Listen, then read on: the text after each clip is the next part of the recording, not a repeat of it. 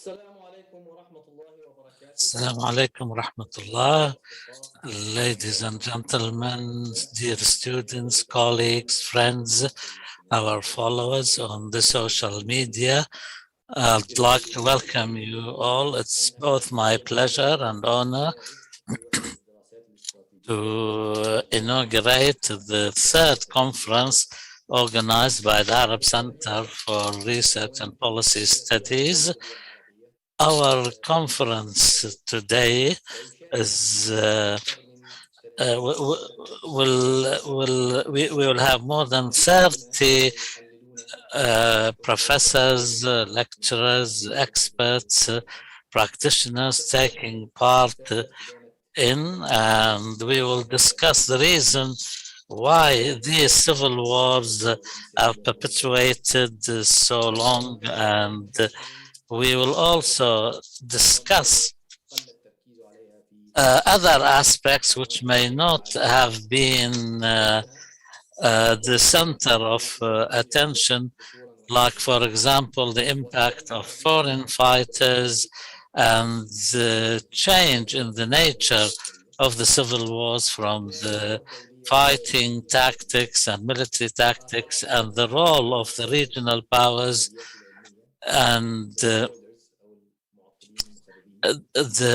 impact of the so-called spoilers in the literature, and also some comparisons with Arab cases and non-Arab cases in some countries which managed even partially to solve the questions or the issues pertaining to civil wars and achieved a degree of stability, and also the steps taken to reintegrate the fighters into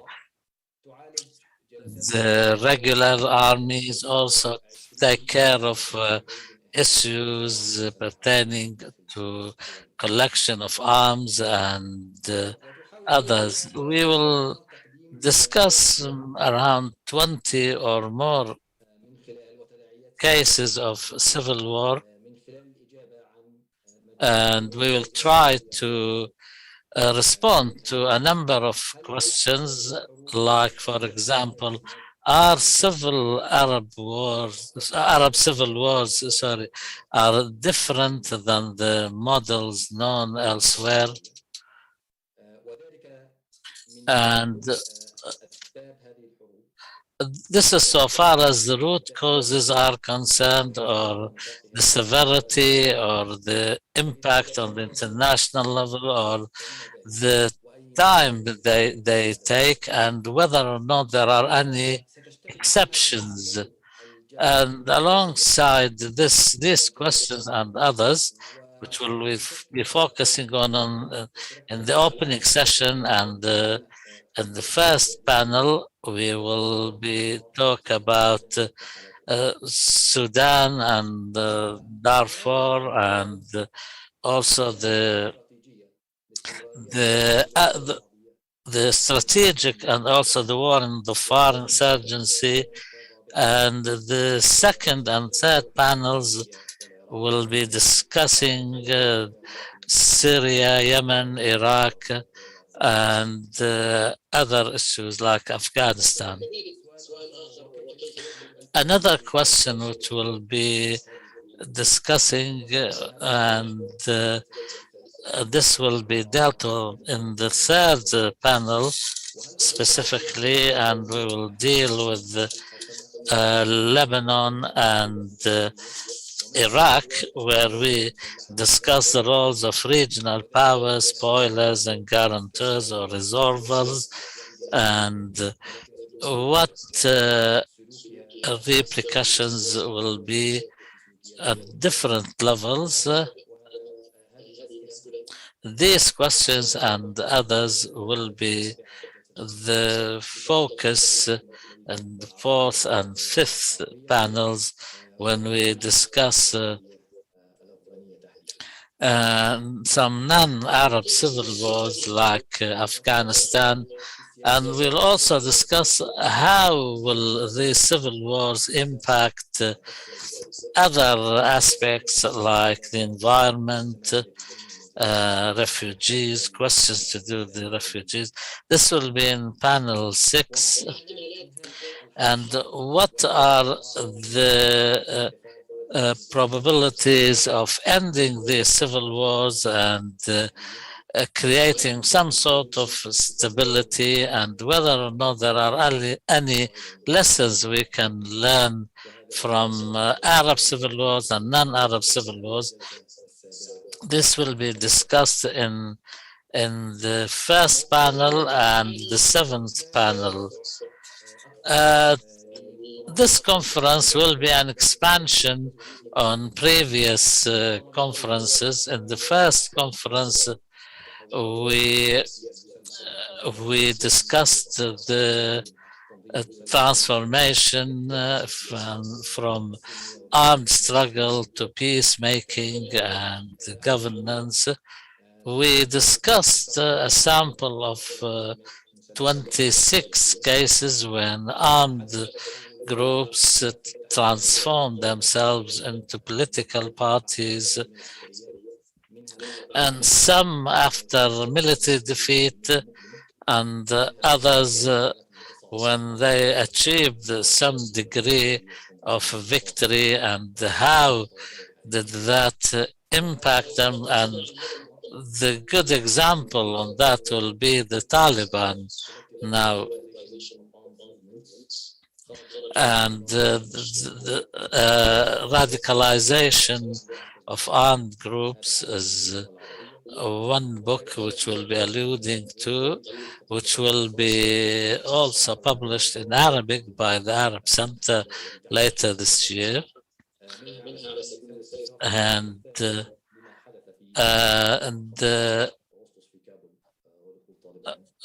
for example, one of the most vivid examples will Tom Johnson, who took part in our second conference, wrote chapter 8 of the book about Afghanistan and what happened on the 18th of August, and also the signing of the peace agreement between Taliban and the United States last year, and also the date when the Taliban entered Kabul. And of course, we will not be ignoring other aspects. And when we focus on the military aspects, the second conference was about how the performance of these armed groups developed when they, for example, challenged existing regimes, and also others who were fighting on the side of existing regimes, and some had alliances with outside forces, and also the cases where they turned from an armed militia group into a regular army and vice versa, and also other developments. We discussed some 30 cases in 20 countries. Some of the papers will be published in a separate book in English and in Arabic by the Arab Center. Our conference will be focusing on more questions pertaining to Arab civil wars. And now I will turn to our speakers, and I'll be speaking in English, so please switch to the Spanish icon for Arabic interpretation. If we have time left after the speakers finish, we'll allow some time for questions either عبر منصة زوم. الآن سأتحول للإنجليزية وتقديم الأساتذة الكرام. I'm very pleased and honored to introduce an authority in the field really of civil war and political violence, Professor Seth Calibus, who is a Gladstone Professor of Government and a Fellow of All Souls College at Oxford University. Until 2018, he was the Arnold Wolfers Professor of Political Science at Yale University, where he founded and directed the program on order, conflict, and violence, and co-directed the Hellenic Studies. His current research focuses on global trends in political violence and conflict. He has published over 50 scholarly articles in 5 languages, as well as several books and edited volumes in Greek. He is the author of The Rise of Christian Democracy in Europe, The Logic of Violence and Civil War, one of my favorite books, Modern Greece, What Everyone Needs to Know, and he is the co-editor of Order, Conflict, and Violence and the Oxford Handbook on Terrorism. Without any further ado, Professor Kalyvas, please go ahead. Well, thank you very much. It's a pleasure to be with you, even only virtually. I wish I could have been there physically as well. And I hope to be able to visit you in the near future. So I'm going to share my screen. And I'm going to share my reflections on Arab civil wars. So the question we want to answer, and the question that motivates this very interesting conference, is whether what we are observing today in the Arab world unique or exceptional when it comes to the incidents or the onset of civil war, but also on their dynamics. And these two things are connected. And if yes, if the answer is positive, in what sense? I'm going to give you the preview of my answer, and I'm going to also specify that this is a conjunctural, tentative, provisional answer. And I'm going to argue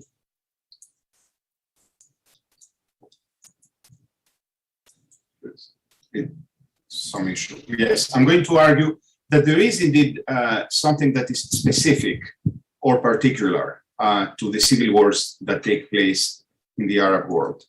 But I'm also going to argue that this set of specifics, which I'm going to discuss, are not an idiosyncratic reflection of Arab exceptionalism. Rather, I'm going to argue they are a reflection of specific regional dynamics in the region of the Middle East and North Africa that potentially also, and that's my main point and where I'm going to focus, potentially also reflect what perhaps is a systemic shift in global conflict trends. So I'm going to argue that there is something in the civil wars of the broader region, and I'm going to specify what I mean by that, but also that this shift is a reflection of broader dynamics. Let me start with a very, very minimal definition of civil war, which is my working definition. There are a number of papers I saw on the conceptual issue of what civil war is. What I mean by civil war is an organized, militarized armed combat taking place within the boundaries of a recognized sovereign entity between parties that are subject to a common authority at the outset of hostilities. I don't mean identity is common, I mean subject to a common authority. The combat has to be organized and militarized. It has to involve organized units. It takes place inside a state primarily as opposed to between states. And very importantly, even though it involves domestic factions, otherwise it wouldn't be taking place, that doesn't preclude the action of non-domestic entities. That is, internationalized civil wars, which are to some extent almost all civil wars from antiquity to the present have a very important international dimension, are civil wars. So that settles the issue, and I want to insist on that. The preliminary question that I think matters very much about how we interpret the data we have and which the conclusions we have has to do with the correct geographic or identity category. The way in which the conference is organized is focusing on the Arab world. However, I'm going to focus on the category that most Civil War studies, especially quantitative studies, have been using, which is the Middle East, North Africa, which is to some extent could be thought of being arbitrary. It includes, for example, Turkey, Cyprus, and Israel. So it's not, strictly speaking, Arab. And I think a lot of what we're observing today in the MENA region also apply to Central Asia. There is a connection between those two geographic areas. And more generally, I'm going to argue that most of the Muslim world is affected by some of the trends and processes that I'm going to discuss today. The data, however, I'm going to talk to you about comes from the MENA category, which is very closely coterminous with the Arab world, though not completely. This is the standard graph you get describing what the trends are in major civil wars, the wars that cause over 1,000 battle deaths.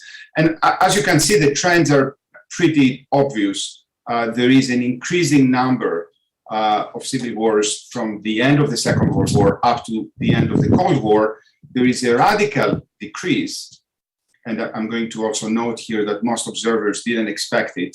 The end of the Cold War was accompanied by a very significant decrease in the number of civil wars. And since the beginning of the 21st century, we've seen an uptick, which is significant enough, but hasn't led us to the return of the high point of civil wars that we had reached at the end of the Cold War. So that's very roughly the global picture in terms of ongoing civil wars. And if you want to normalize that by using moving averages, you see the same trend, the gradual accumulation up to the end of the Cold War, the decline, the rapid and radical decline at the end of the Cold War, and then the slow accumulation after 2000.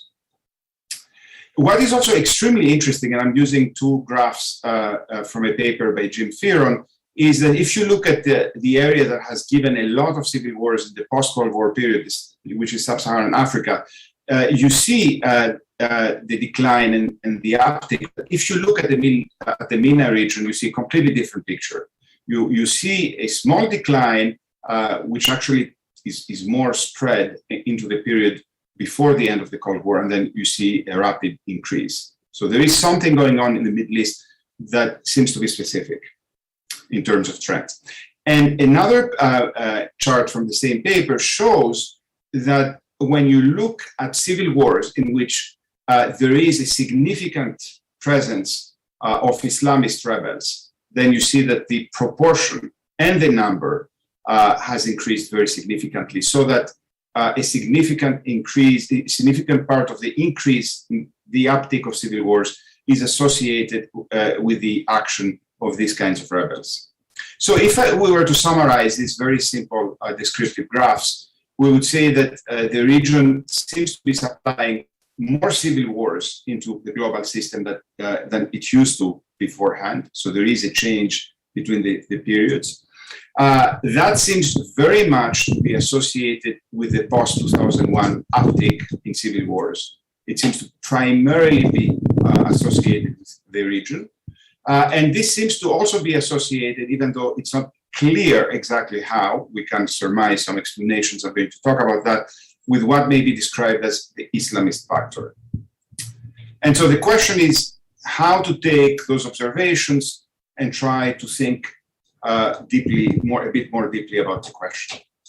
Now, the plausible story, a story that is present in many accounts, and I think makes a lot of sense, is that the end of the Cold War destabilizes the states of the region much more, for a number of reasons that are worth discussing than other places. Of course, it destabilizes sub-Saharan states very much to the point of collapse, but there seems to be something about the Middle Eastern system of states that one explanation, of course, is that a number of states are ruled by regimes that directly are connected to the socialist ideals of the time.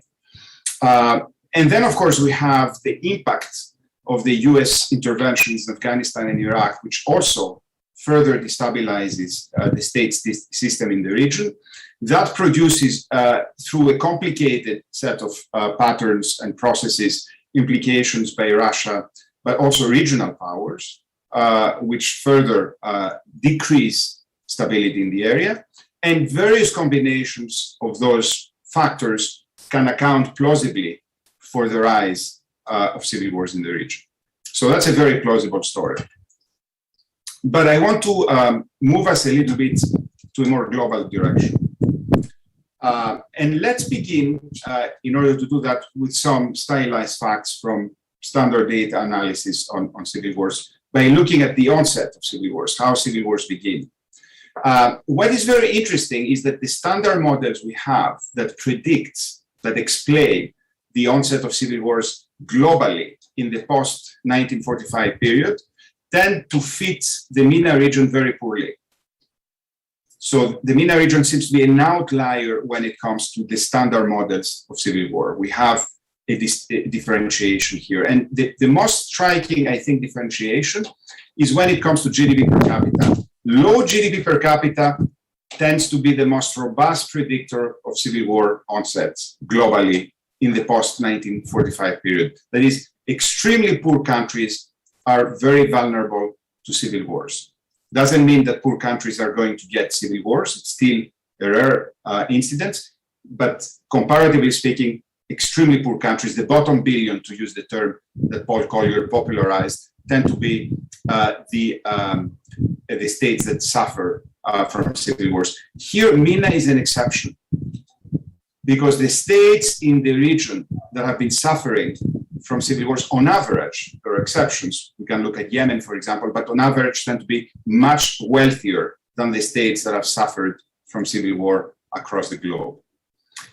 What is also very interesting is when we look at the patterns of onsets, they seem to diverge. The model pattern of civil war onsets in most countries, on average, across the world in the post-1945 period, has been what may be described as a guerrilla or peripheral challenge. A small group of fighters appears in the periphery of a country and slowly builds up power and eventually comes to challenge the state in an organized and intense fashion that we characterize and we call civil wars. However, if we look at most cases of civil wars in the post-1945 period, and that is a trend that intensifies after the end of the Cold War period, we see that civil war onsets in the Middle East are characterized by challenges at the center more than challenges in the periphery. And those challenges take two forms. The first one is the breakdown of the state with the participation of armed militias that pre-exist the collapse of authority and therefore the civil war. Think about Lebanon, for example, and the role of the PLO as an armed militia in an existing state, but also popular uprisings and revolutions that are not resolved quickly enough and then lead to massive defections of the security apparatus and produce and are associated with civil wars. That's the Syrian scenario. There are some other very interesting characteristics as well, besides the highest. It's actually, when you look at GDP, it's not just that it's higher on average. That if you compare all world regions, MENA is the one region that has the states with civil war onsets that have the highest GDP per capita. That is, overall, the states that are affected in MENA tend to be the richest among the states that are affected everywhere else. There is also a very low proportion of incumbent defeats. So even though rebels find it very easy to challenge states, they find it much more difficult to win compared to wars in other places. And we have a very high proportion of incumbent victories. So we have a shock to the system, but it's not a shock that's powerful enough to produce regime change. We have the highest percentage, the highest proportion of rebels in MENA receiving external support, which is a reflection of the very internationalized or regionalized nature of those civil conflicts. We have a very high percentage of wars that are fought conventionally between militaries that have the ability to confront each other frontally as opposed to fight in a guerrilla conflict. We do not observe in the post-1945 period a higher duration. It is the mean duration between 1945 and 2020, for which the data I analyzed take place, is below the mean duration of wars in Asia and Latin America. In Asia, especially because we have lots of low intensity conflicts that go on forever. If you think about Myanmar, for example. In short, I would argue that those civil wars in the MENA region take place in richer and stronger states. And in a sense, we can rephrase that puzzle by making the point that these are civil wars taking place in states which, according to our data, should be more protected from civil wars. So that would be a way to specify the puzzle. And this is true of the post-1945 period, but seems to be even aggravated after the 1990s. And so the question here is why? Why do we observe these particular characteristics, this divergence? And in order to answer that question, I'm going to move to a more theoretical argument, which is going to be very brief, which is based on a project that I've been working on about the history of civil wars globally. So one of the things that is worth noting is that the world of civil wars after the end of the Second World War is not homogeneous. There are lots of diverging trends that are hidden underneath the patterns that we have been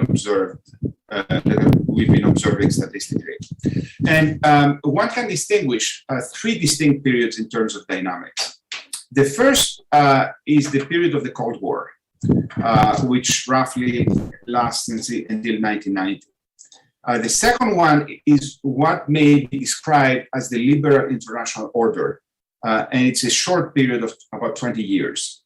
And I'm going to argue that perhaps we have transitioned into a third period, which may be described as the post-liberal order, which may continue in the same direction in a stable form, may exacerbate, or we may have a return to something prior. The main point I'm going to make about the post-liberal order is that it has a lot of similarities with the Cold War. And I'm going to argue that the place where this post-liberal order is most obvious is the Muslim world. And I'm going to focus on 5 key dimensions of comparison over those 3 periods. I'm going to look at very roughly the causes of civil war, or their main characteristics rather, the key actors, the ways in which those conflicts are fought, their outcomes, who wins and who loses, and the character of the regimes that emerge out of those conflicts. So if we want to very, very briefly and in a very simplifying way characterize a lot of the wars, the civil wars of the Cold War period, a lot of them are proxy wars that take place mainly in new states, post-colonial states, in which the Soviet Union, China, Cuba on the one hand, the United States on the other hand, were very actively involved, and where the outcome was locally and regionally significant, but also mattered on a global scale. There were various theories, from the domino theory of Kissinger to other theories about why those proxy wars did matter. If we look at the key actor on the rebel side, they tended to be revolutionary socialists. There were rebels that were motivated by socialist ideals of various sorts. They followed a blueprint about how to organize and how to fight. And when they won power, very often they instituted regimes that had characteristics that were reminiscent of socialist countries. The main form of fighting was irregular war, especially what they call robust insurgency, a form of guerrilla warfare that was built on top the political mobilization of a primarily peasant population in peripheral areas. And the outcomes were, surprisingly enough, those rebels did not win. In fact, they were almost slightly more likely to be defeated compared to other types of rebels during that period. However, there were a few rebel victories, especially in places like China, Cuba, and Vietnam, that became iconic, that had such a symbolic effect that they really mobilized people in a variety of other countries to fight and be defeated, but really dominated people's imagination during the Cold War period. And in spite of the fact that the victories, or perhaps because of the fact that the victories of incumbent regimes in those conflicts were decisive, the types of regimes that followed up the end of those conflicts tended to be authoritarian and also state building. They were very much in line with the ideas and arguments of a famous, now dead, American political scientist, Samuel Huntington, who argued that countries first have to build up order and then to democratize, but you cannot reverse that order. So in a sense, the world of the Cold War, the Cold War, post-war regimes was a Huntingtonian world. Let us examine very briefly what the situation looked like in the post-Cold War period, which was characterized by the preponderance of force by the United States, unipolarity, and the attempt by the United States to promote, and some will even say to impose, a liberal order across the world. A lot of the conflicts that took place, a lot of the civil wars that took place during these periods were either post-imperial wars, the wars of the former Soviet Union or the former Yugoslavia, are in a sense leftover conflicts that followed the collapse of the Soviet Union, but also wars that take place in extremely weak or even collapsed states in the aftermath of the Cold War, where there is indifference by the United States or other powers to get involved in that. So we have two types of rebel actors. We no longer have socialist rebels. We have secessionist rebels, nationalists who argue for the creation of new states within existing states. And we have a term, I'm using a term that I don't like very much, opportunistic rebel actors, very often associated with kleptocratic and predatory practices. Think about the wars, for example, of the Democratic Republic in the Congo. The ways in which those were fought in the post-imperial countries and conflicts, they tend to be conventional because the military splits. And in a lot of the collapsed states, they follow a form of warfare that I've described as symmetric but non-conventional warfare, in which, in fact, the state is yet another militia. The state has been so weakened that it cannot really behave and fight like the state. And what is very interesting is if we look at the outcomes of those conflicts, we find a lot of them end up with settlements. They do not end up with decisive military victories. If there is one trend that is really striking between the Cold War and the post-Cold War period, is the extent to which decisive military victories go away and we get settlements. And of course, that's easy to understand if we look at the kinds of processes that take place. We have very extensive third-party mediation. We have sometimes humanitarian interventions. We have extensive deployment of peacekeeping operations by the UN. And eventually we have externally assisted post-war democratization, because when you get a settlement, you need a democratic regime to get the previous sides that fought to coexist. But this democratization is extremely frail and unconsolidated, and the source of stability, the source of recurrence of conflict. And even when that is not the case, the states that have emerged sometimes from these processes tend to be very weak. Nobody can claim that the Democratic Republic of the Congo or Bosnia and Herzegovina are strong or effective states today. Finally, we have what may be a new type of civil war world, the post-Cold War, if it were like, world, characterized by a post-liberal order. And here what we have is an erosion of unipolarity caused by the overextension and the destruction of the United States, and some would even say the retreat, especially in light of the recent developments in Afghanistan. So the United States is no longer willing to put its military and political might in order to push for this agenda. And one could argue that the first elements, the first evidence of this kind of initially slight retreat of the United States became most visible during the Arab Spring. And we also have a very interesting trend, which is partly related to that, but partly not, which is the emergence of militant Islamism as a credible ideological platform and I would argue perhaps the only credible ideological platform against the liberal order. After the demise of communism, there is an absence of an alternative to the liberal order. Islamism is the only one right now. And it is associated with a higher motivation of fighters, and we can see a lot of parallels with previous periods. One manifestation of that kind of motivation that is derived from ideological militancy is the presence, for example, of foreign fighters, which we do not observe in other types of conflicts, but only in these kinds of highly ideologized conflicts. And so in the Middle East and North Africa area, the double shock of 9/11, which leads to the Afghanistan and Iraq military interventions and the Arab Spring, exacerbates these two trends, which produce the outcome that we observe. And the outcome exceeds the boundaries of MENA because of the ideological component that I just mentioned. So what are the characteristics of the post-liberal order? We see, again, a lot of proxy wars in states that have become weakened, very often through either internal challenges or external shocks. We see the rise, as I mentioned, of these Salafi jihadi rebels as a sort of ideological alternative. We see the emergence of conventional war as a type of warfare that reflects the capabilities of the fighting sides.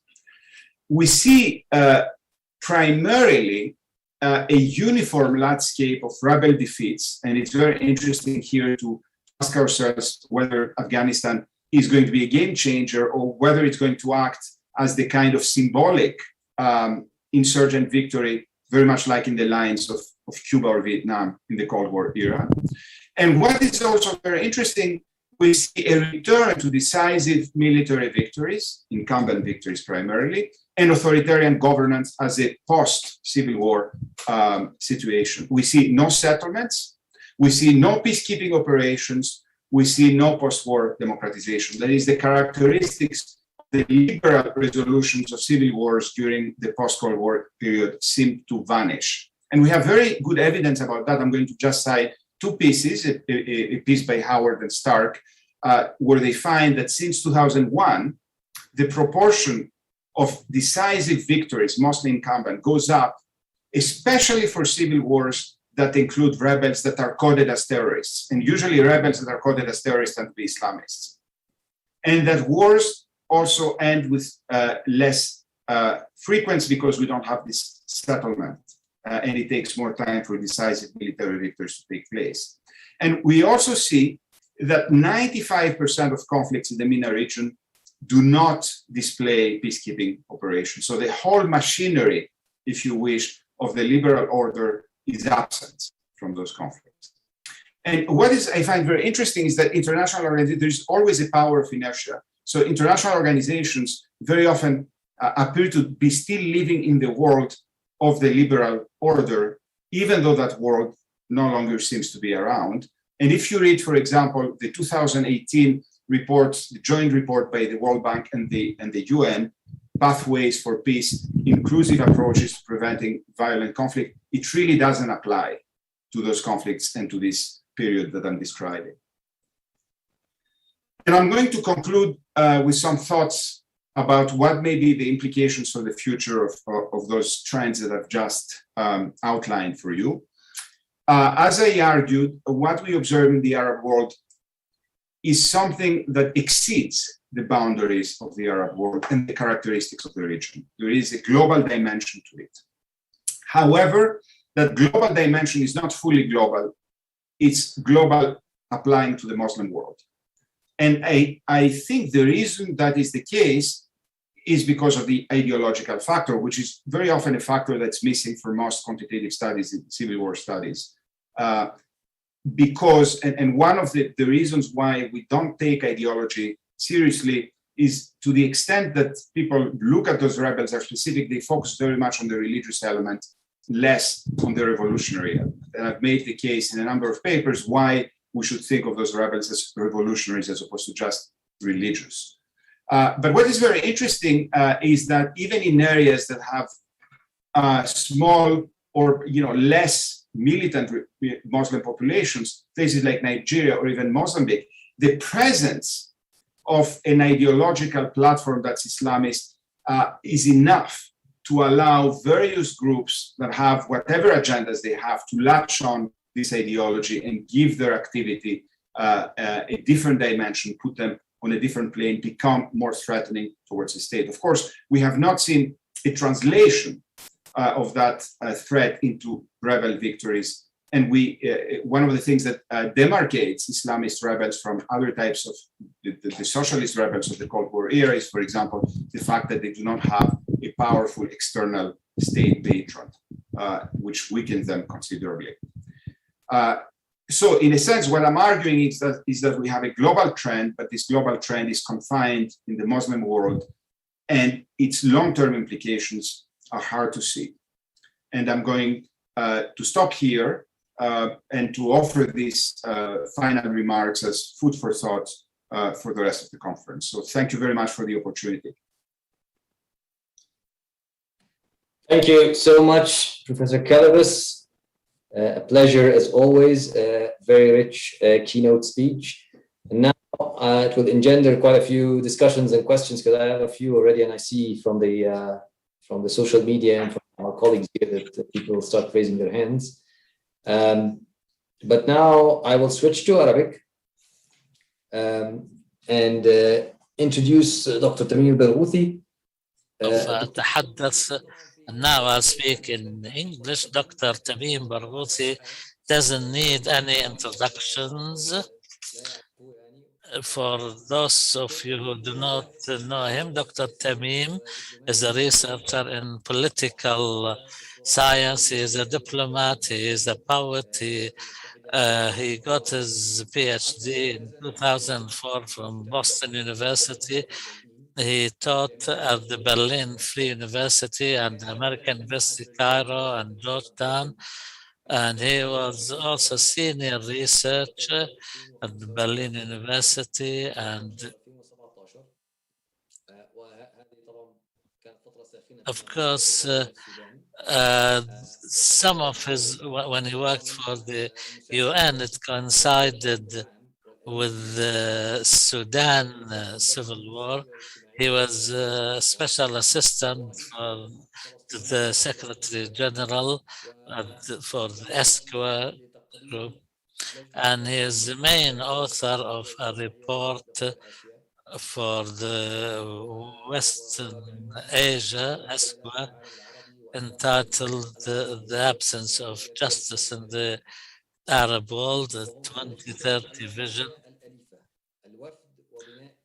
He also has some writings about the state and nation and nation state in the Middle East. And he has also other papers on war and peace, civil wars, and the post-colonial state. And also his book titled Quicksand and the Dismantlement of the Traditional System in the Middle East. Thank you very much, Omar, and thank you to the Arab Center, and thank you to all our participants with us today and all those who are following us this event. A conference on the Arab Civil Wars is long due. It's not the first, of course, which discusses what's been happening in our part of the world. I hope, and I know the organizers hope too, that it will provide a theoretical perspective to understand this repeated source of pain in our lives, and hopefully find some solutions for this. And we must also reiterate that the classical and traditional political science schools have not managed to predict the civil wars, their onset, their repercussions, the consequences. The trend nowadays are by and large new manifestations of old ideas from the 60s. Since the Cold War, the American Academy and others have tried to find political science theories to compete with the communist thought and with the so-called scientific socialism, and the other competing trend was to offer a scientific approach which is not socialist, and a lot of studies were made with a lot of statistics and a lot of analysis of the human behavioral patterns, and also trying to gauge different aspects and measure similar things and compare them to each other, taking into account the general mood and general other aspects followed, led to some mistakes.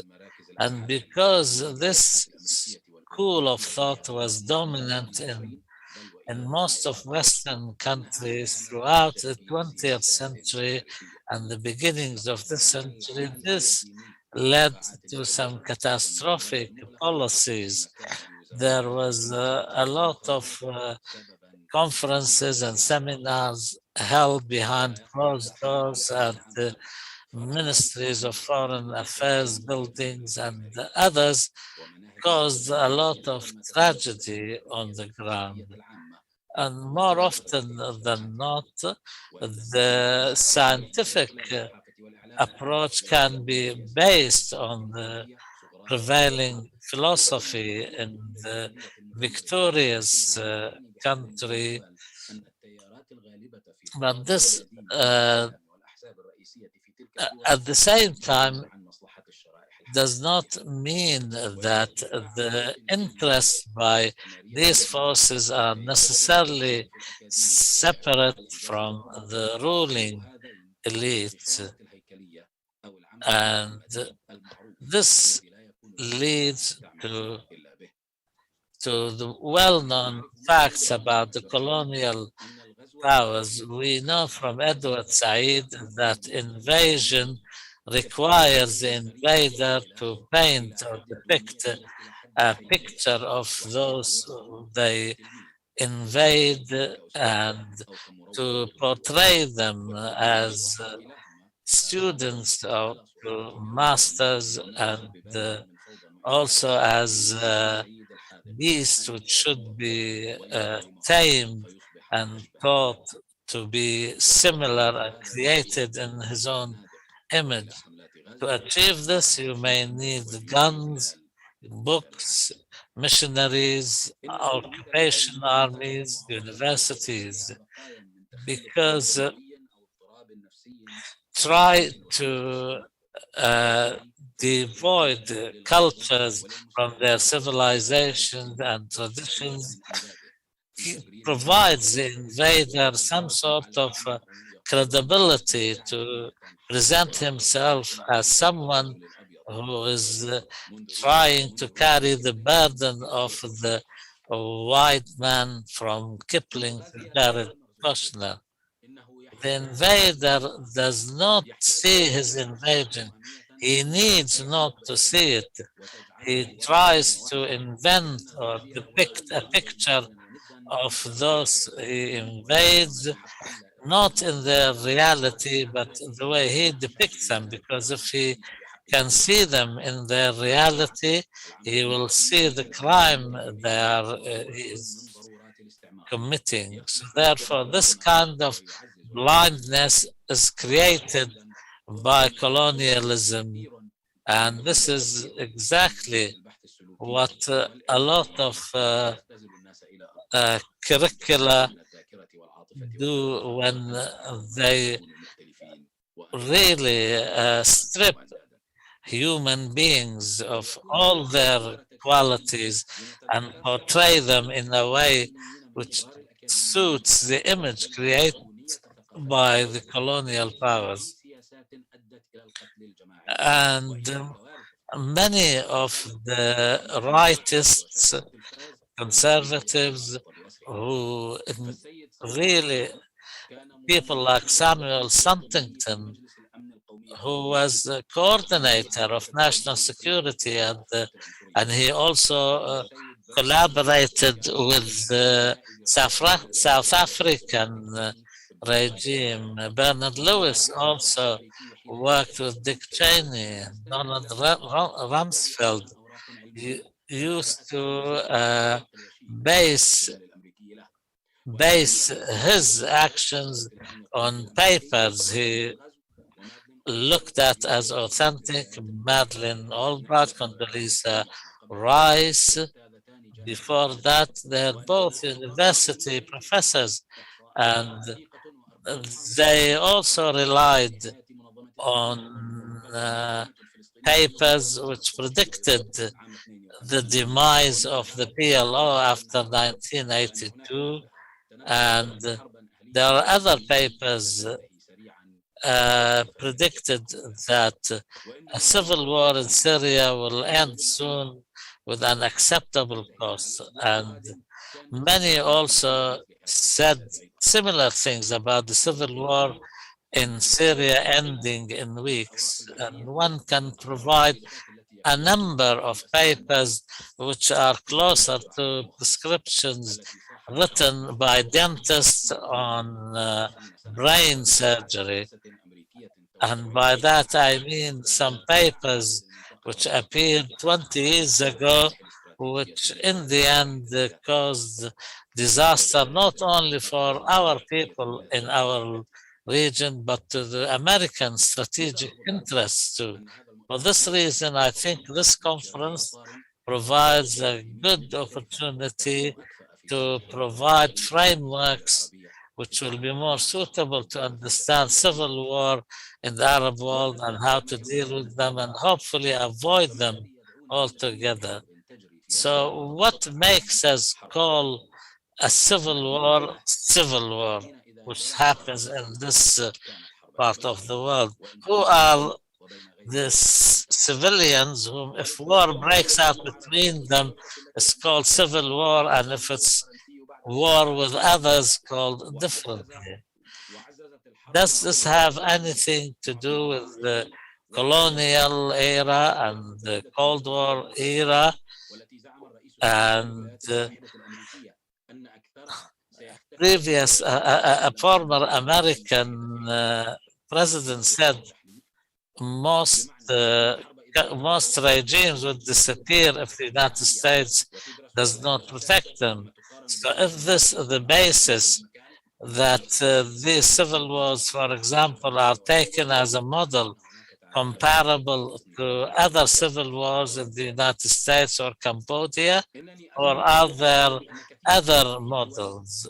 I argue that most of the nation states in the Arab world which were created in the post-colonial era were created by the colonial powers, and they were imposed on the people, and they never had legitimacy right from the start, and they do not mean much for the population because they are nothing more than tools for oppression, were created to serve the interests of the colonial power, and also they were never given their independence unless that was made conditional on their carrying out the work for the colonial powers in the post-independence era.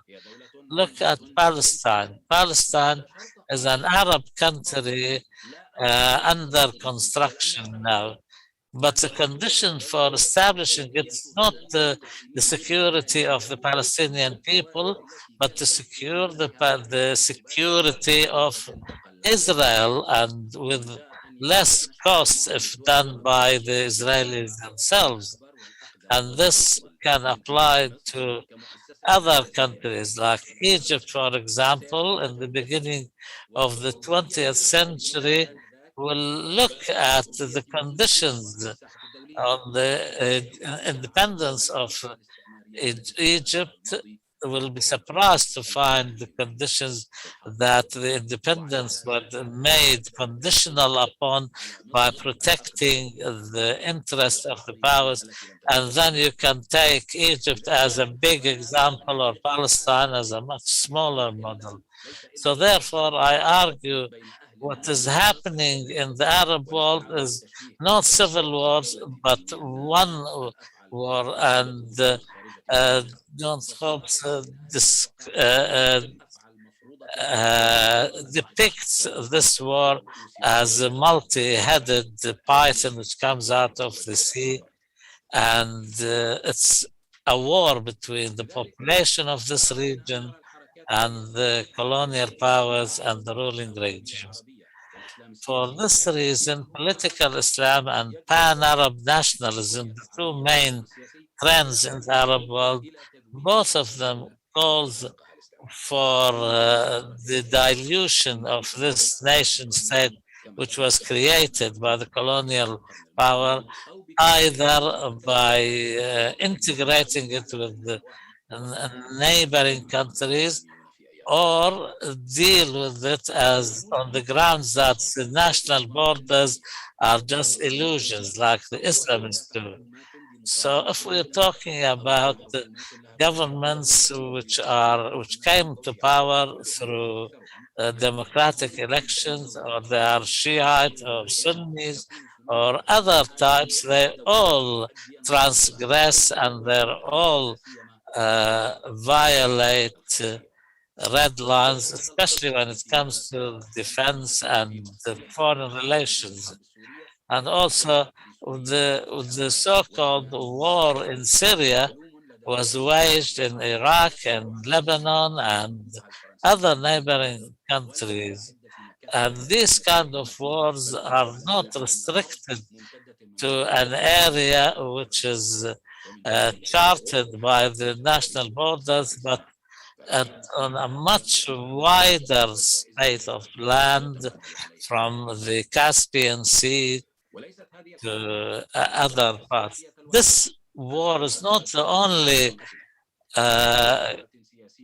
cross-national war in our world. After the First World War, the armed resistance groups started in Iraq, Egypt, Morocco, Palestine in the 20s of last century, and after the second Palestinian Nakba, after the Nakba in Palestine, the rulers of the Levant have changed, all of them, between 1948 and 1958. And also what happened after the Tunisian uprising also crossed the national boundaries. So therefore, I can say that there is a war which has been going on for more than a century. In essence, it's a war of liberation and self-determination, even if it required crossing over or totally discarding the national borders. And this war is not only fought violently by weapons, but by all other aspects. And all struggles between the population in this part of the world is nothing but a manifestation of these people striving to achieve their aspirations, liberation and self-determination. I think they call the civil war when all the participants in them belong to the same type of people. And I claim that this can be clearer if we change the unit of analysis from the nation state to the nation as a whole. Because the nation state, which was established by the colonial power, is just a tool of the war. It's not the war itself. Exactly like a single tank is not the war itself, but just a single weapon that war can be fought through. Like any other term, the word nation can have other connotations and meanings, but because the terms should be identified by what they are not by on the basis of what they are. So the word nation is not the word here, because if the word nation, if some people, if it means that a group of people want their own government on a piece of land, nation can also mean that there are a group of people who do not want to be subjugated to one government, but they want a government to be accountable to all of them, not just those who they rule. For example, when Anwar Sadat made peace with Israel, which impacted the Palestinians, that should be taken into impact, and vice versa. Every time a government claims that they're working for the good of the entire nation, their legitimacy increases, and the difference in the legitimacy of the Shah of Iran and Khomeini is apparent. So is the difference in the legitimacy of the current Turkish leadership and the previous one. Also, the foreign influence of the Turkish leadership has increased its immunity inside. On this basis, and when we see that the vast majority of governments impose their will on the peoples of the region, and if, in my opinion, if we go by this model, this can benefit us, because some indicators can be useful which are not found in the usual statistical based papers. If these civil wars are ideological, then their discourse is directed towards a wider audience. Civil wars are also directed to the wider ummah, even if the actors are limited geographically. And also, when a party wages war, usually will be a war fought on behalf of their own narrow base and a wider audience. And also the governments, even though they have regular armies, does not make them the stronger party. The stronger party usually is those who are more soundly ideologically based, and their allegiance is much stronger than the fighters. These are the voluntary fighters and not the fighters who fight on behalf of government, who are conscripts mainly. Also, the regional balance of power more often than not determines the outcome of these wars and who wins or loses them. Finally, since the end of World War I, every discourse whose people say that they can ally themselves with colonial powers, or they remind people of the consequences of those who allied themselves with Britain in the so-called Arab Revolution and caused the system and the disasters we're living with now. So therefore, in 2011 was not possible to predict what will happen as the outcome of the Syrian civil war.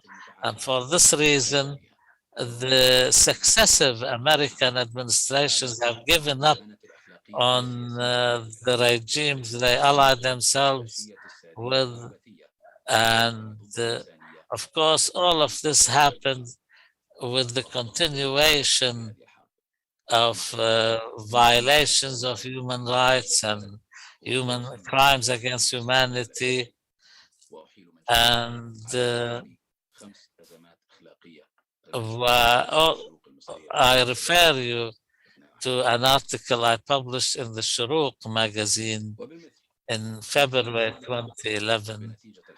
Similarly, it's not difficult to predict the outcome of the war in Yemen. The Arab world is in a crisis now, and for this reason, the successful models of the Republican systems in the region are maybe do not exceed Turkey and Iran. The others are more or less are going through a phase of civil war, which means that the Arab republics are all in crisis. Only Turkey and Iran, the two republics without civil war, and the ones are these are more successful at the time of crisis. The crises in Lebanon, Iraq, Yemen, Syria, and others are vivid examples of this failure by the Republican regimes. Finally, the weakness suffered by these countries is due to the weakness in the structure upon which these countries were founded, and the conflict between these regimes and the people there govern, and maybe in the long run, the so-called cages, or we call countries, are the direct result of this situation. We hope that this conference will be a step in the right direction to shed more light on these issues. Thank you. That's for sure. أظن أن الطرح سيكون هناك العديد من الأسئلة. I think yes, we'll be having a number of questions pertaining the two interventions. Now I'll throw the floor open to receive questions. I think David had his hand up. Professor David Darfajili. Thank you very much, Professor Ashour. Thank you for interesting presentations. I have a question to the first presenter, Dr. Kalyvas, if I pronounced the name correctly. So my question is the following, that do we have a quantifiable data which shows that liberal international order is over and we entered post-liberal order or disorder, and that American unilateral dominance in the world is fading away? My impression is that talking about American unilateralism or even modern or postmodern imperialism is a bit an exaggeration. We just saw American troops withdrawing from Somalia in 93, 94. We saw in the 90s that America was very hesitant to enter the zone of Russian influence in post-Soviet era. I think this kind of a imperial image of the America is more linked with a few years of neoconservative group, which were around Bush Jr. in the third term of his presidency. In the very next second term, when Rumsfeld was gone and Wolfowitz was gone, I think already, I mean, Bush was quite handicapped and could not even argue with his allies in NATO. For example, 2008, Bush wanted very much Ukraine and Georgia to enter the path towards the membership of the alliance, but he failed. He could not convince Germany for it. So I think this kind of retreats of the United States, which now we see in Afghanistan, was happening all the time in the 90s, 2000s. So what is really the qualitative change in this respect? Thank you. Thank you very much. Dr. Kalyvas, would you like to take that one? Yes, of course. The data we have suggests that there is a set of changes between the period, the first 20 years after the end of the Cold War and the second 20 years after that. The shift in the sort of global type is by interpretation, and as I said, a tentative interpretation of that shifting patterns. So we have to distinguish between what the data shows, which is a change, and how we interpret that change. And there may be other interpretations as well. What I would say is perhaps the neoconservative emphasis on unilateral American interventions may have led to the decline of the liberal order. Certainly, it had a counterproductive effect from that perspective, if that is the case. But as I said, I'm offering a tentative interpretation. I don't want to push that too far. What I am more confident about is what the data suggest in terms of changes between those two periods. Thank you very much. الآن الدكتور راشد النعيمي لديه سؤال. Dr. Rashid al-Naimi, he's got a question. Please, the floor is yours. Or a comment or intervention. Dr. Rashid, good evening to you, Dr. Omar. I hope that you can hear me. Can you hear me? Good evening to you and to your guests and the panelists. And I'd like to thank the Arab Center for this conference. My question is addressed to the first panelist. The wars that we are witnessing, who fuels such war and who is the winner? And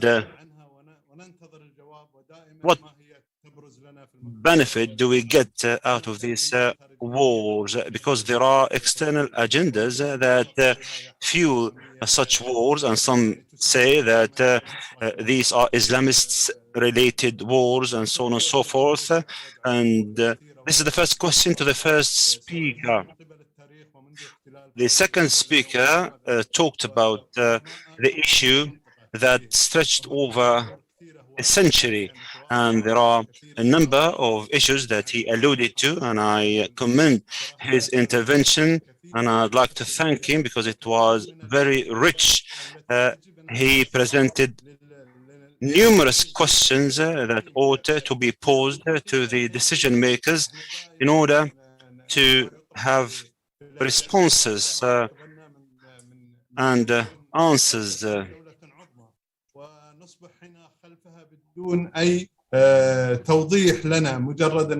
So clarifying these matters is very important. Thank you again, Dr. Omar. I'd like to thank the two panelists, the two speakers. Thank you. Dr. Ali Al-Wahishi, please go ahead. I think he's muted. He needs to unmute his microphone. We cannot hear the speaker. A very good day to you. Peace be upon you.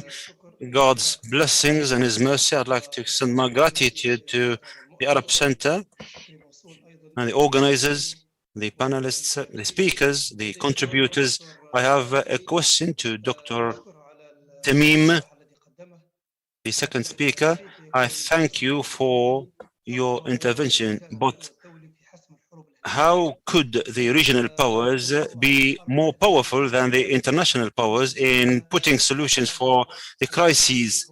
In Syria, the external international factors are more conclusive than the internal factors in Syria.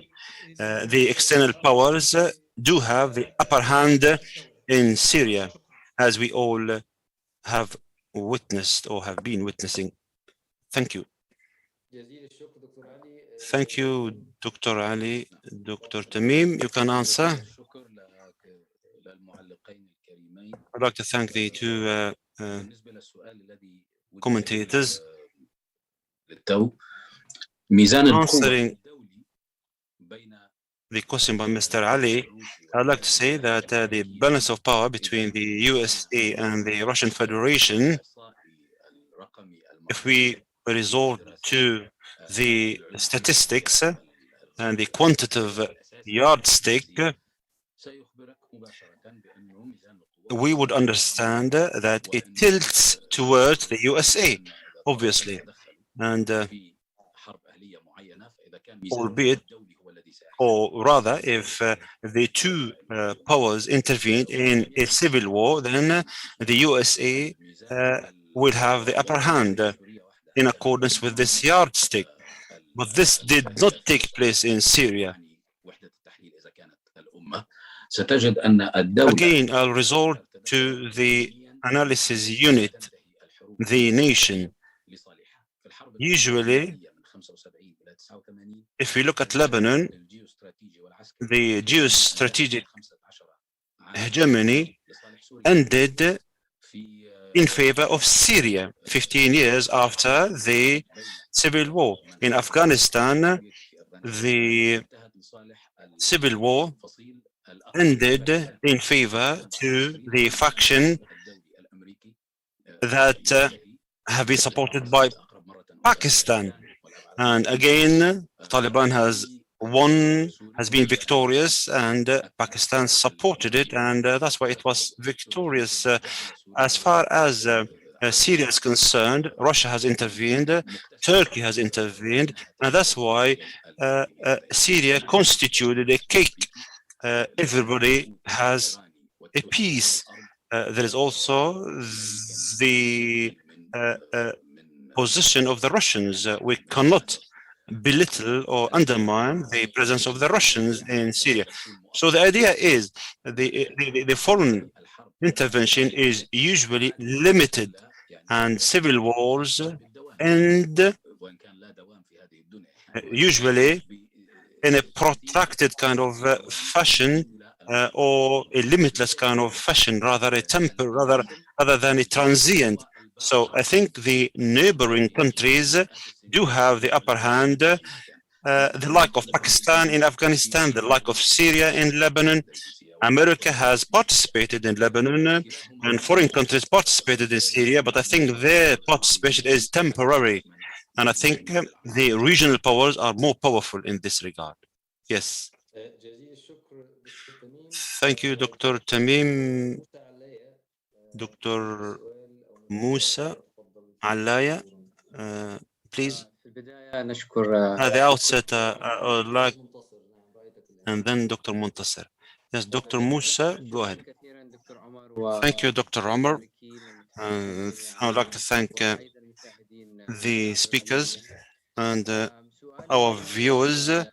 My question is addressed to Dr. al-Barghouti.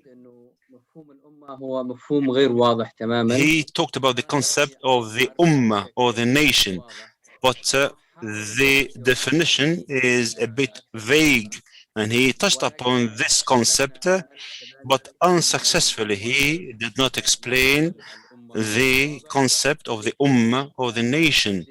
I hope that you would define it clearly in order to understand the implications of the civil wars and the foreign interventions and the nature of the struggle, ولدينا تدخلات خارجية. especially when we are witnessing foreign interventions and the concept of the nation is still loose.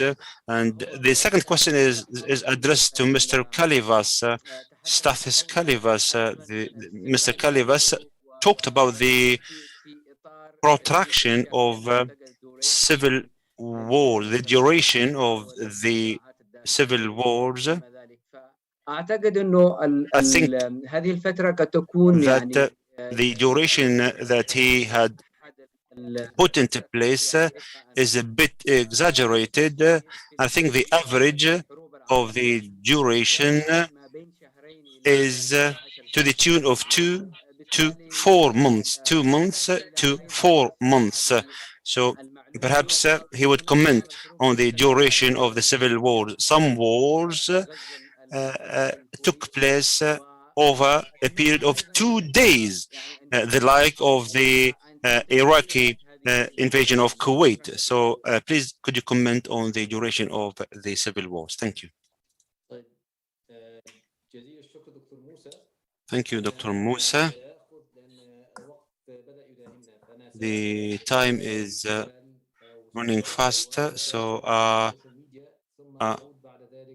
would take 2 questions and perhaps a third from the social media, and then I'll come back to the speakers. Mr. or Dr. Abdul Wahab Al-Afindi first. Microphone, please.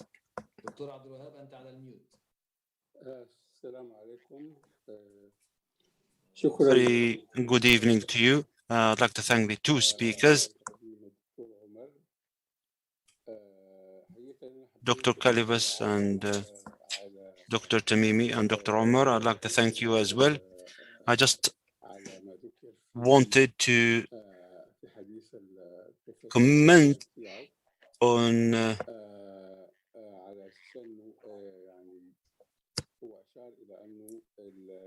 هناك خلينا نقول عدم تناسق مع الاتجاه الدولي فيما يتعلق بالحقوق الأهلية في العالم العربي. When he talked about the Arab world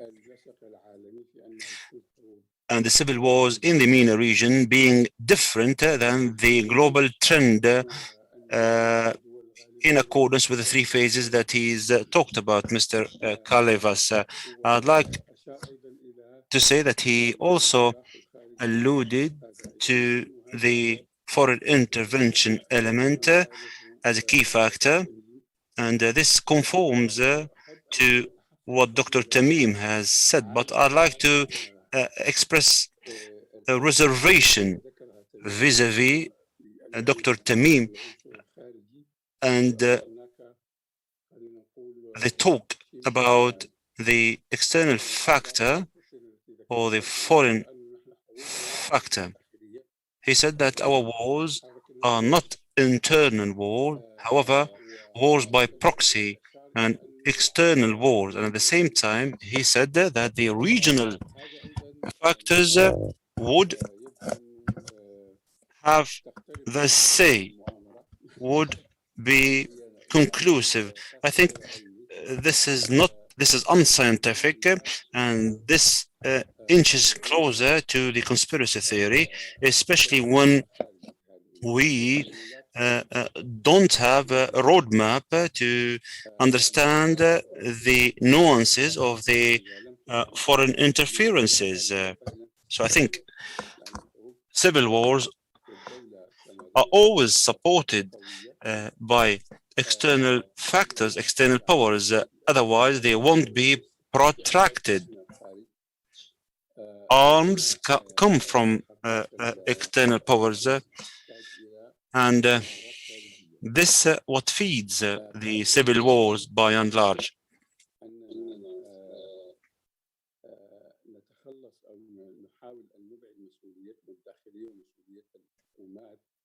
So I'm afraid that we are shirking our responsibilities as far as the internal conflicts are concerned. we need to shoulder our responsibility. And yes, you have mentioned the Lebanese Civil War. Yes, there were foreign elements. The Palestinian presence was obvious. The Syrian intervention was obvious. The Israeli intervention also was obvious. But at the end of the day,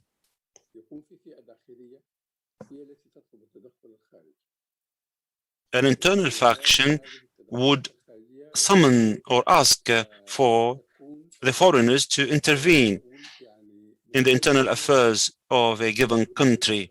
And this issue has been evolving. In Lebanon, the Ministry of some factions asked for the Israeli intervention, and the same faction asked for the Syrian intervention, and other factions asked for the Iranian intervention. So we cannot say that these foreign interventions had foreign agendas. There are internal agendas in the first place. So, in order to be more scientific, we perhaps need to be accurate in our description and understand the way the civil wars have started in Syria, in Sudan, in Lebanon. That was nothing to do with the foreign interventions. There were issues that related to the internal factors. Thank you. Thank you, Dr. Abdul Wahab.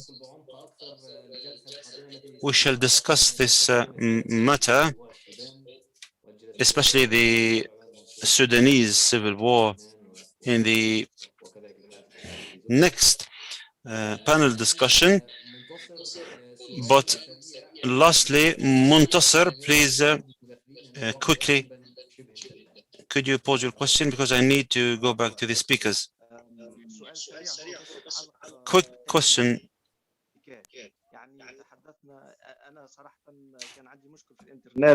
I had a problem with my internet during the Mr. Kalyvas intervention. He talked about the technologies of rebellion and the robust rebellion. Do these kind of issues affect the civil wars in the Arab world?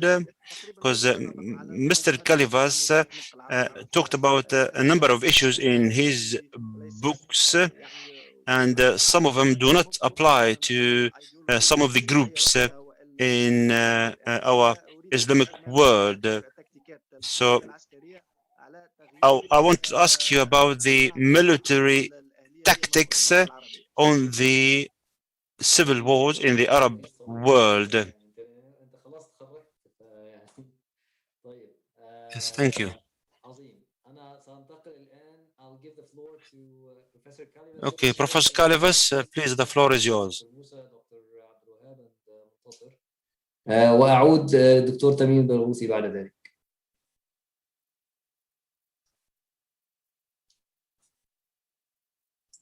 I'm sorry, Omar, could you translate the questions, because I couldn't access the translation service. Okay, so the question was, Muntasir, do you want to repeat the question in English? Okay, no problem. My question was about the military tactics and the role of the military tactics that can impact the character or the nature of civil wars in the Middle East, because you wrote about the technologies of rebellion, and you mentioned many things about that. I think they don't apply on the region and the civil wars in the Arab world, especially the robust insurgency, which need like foreign support and military credo and also ideology.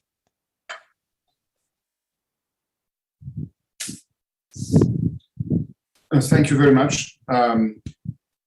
The finding is that indeed the method that I described as robust insurgency is much less common in this period and in this area. You don't need to have the connection between a specific ideology to be expressed only in this form of fighting. And during the Cold War, this, the radical revolutionary ideology of some sort of socialism was essential in creating the blueprint and maintaining the blueprint of robust insurgency.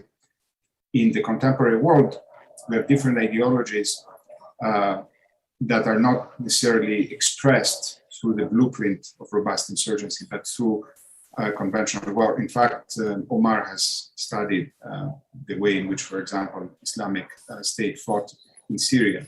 You need two things. You need motivation and you need commitment, primarily by the cadres of a rebellion. And that seems to be associated with some features of some insurgent organizations and is expressed in the conventional form of fighting, not in the robust insurgency of the Cold War. Why is that the case? You need to take the two sides and their capabilities into account.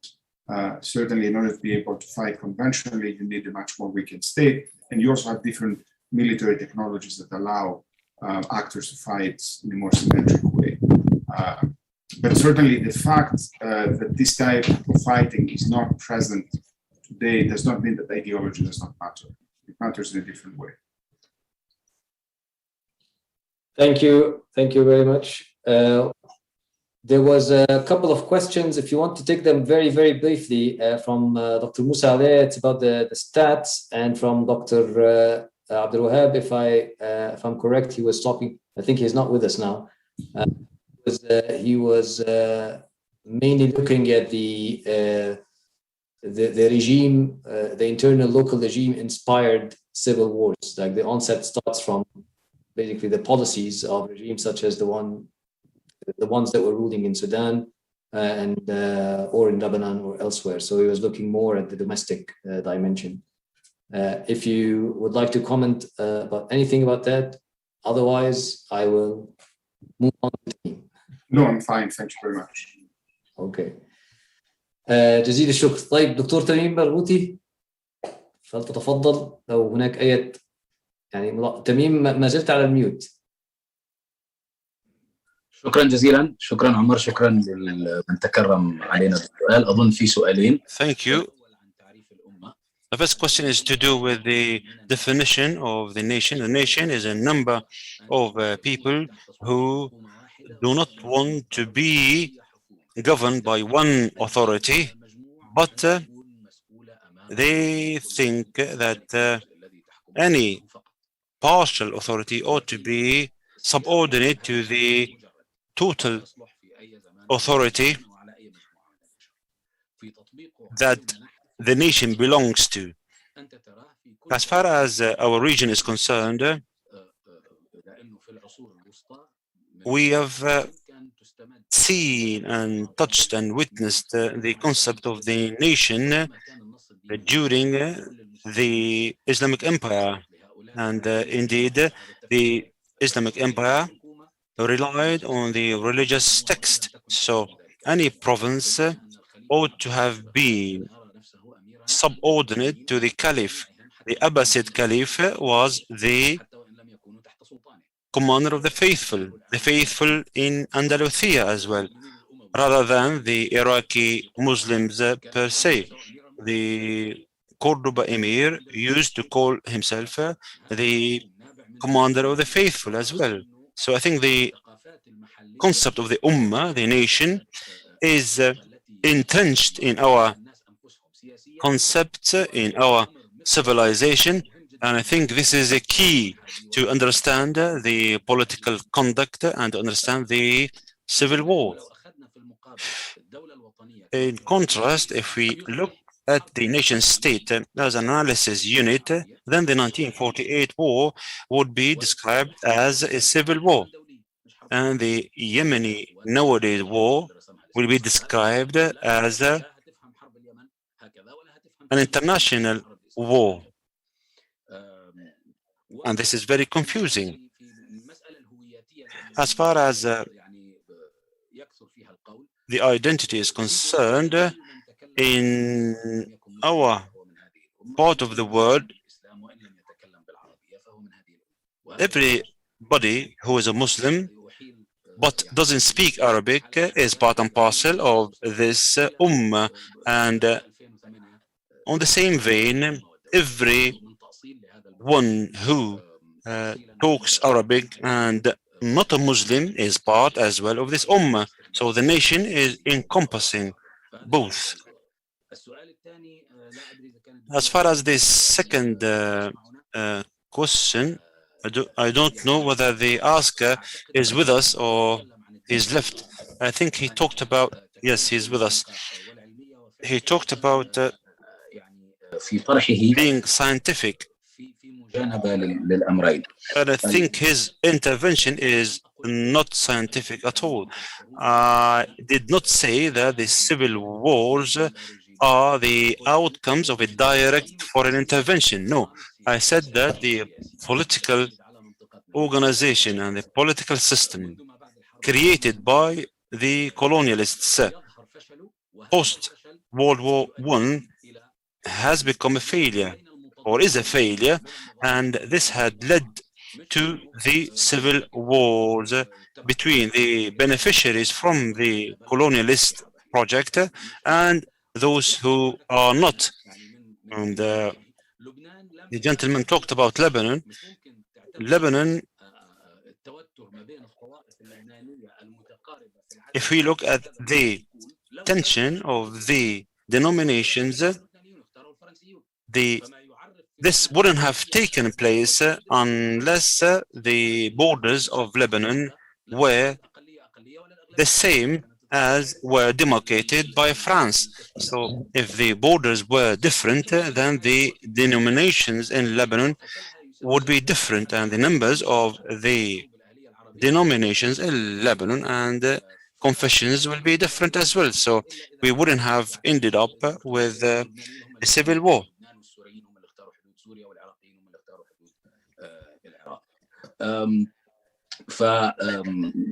يعني هذا هو الذي حاولت انه اقوله من ناحيه الدقه. اما من ناحيه العلميه فمره اخرى بدنا ندخل في تعريف العلميه. يعني اذا كان العلم هو الاحصاءات بين مفاهيم لم يتم تدقيقها فالنتيجه لن تكون دقيقه.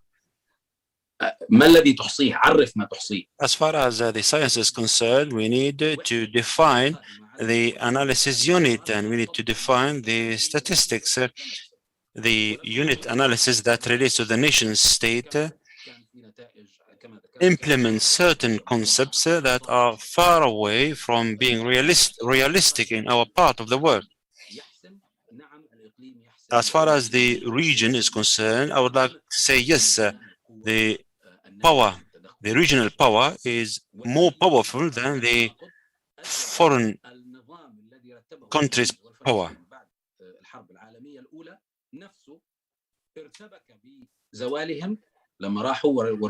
Because when the French had left and the British had left, their leaving had led to a confusion, and now the withdrawal of the USA has led also to a confusion. But as far as the constant balances of power, I think the balance of power lies in the power of the Iranians, the Pakistanis, the Indians, the Arabs, because they are the owners of these land, and they will have the upper hand rather than the foreigners. الأدوم من أي تدخل خارجي مؤقت. شكرا جزيلا. جزيل الشكر دكتور تميم، والشكر موصول. Thank you, Dr. Tamim. Thank you, Professor Kalyvas. I do apologize because we have no time to pose any questions from the social media, but we shall continue the conversation.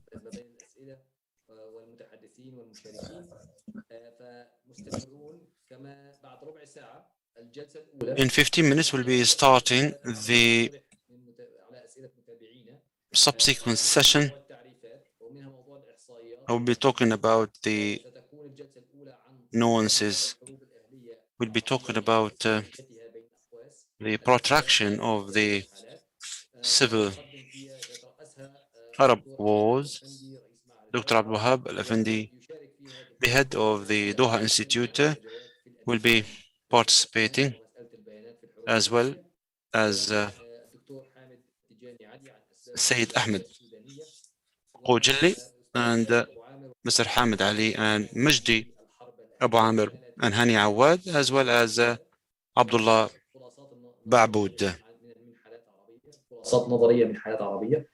وأخيرا وليس آخرا الدكتور عبد الله بعبود عن تمرد الظفار المسلح الأسباب والتداعيات. وأراكم بعد ربع ساعة إن شاء الله. السلام عليكم ورحمة الله وبركاته وجزيل الشكر لكم جميعا.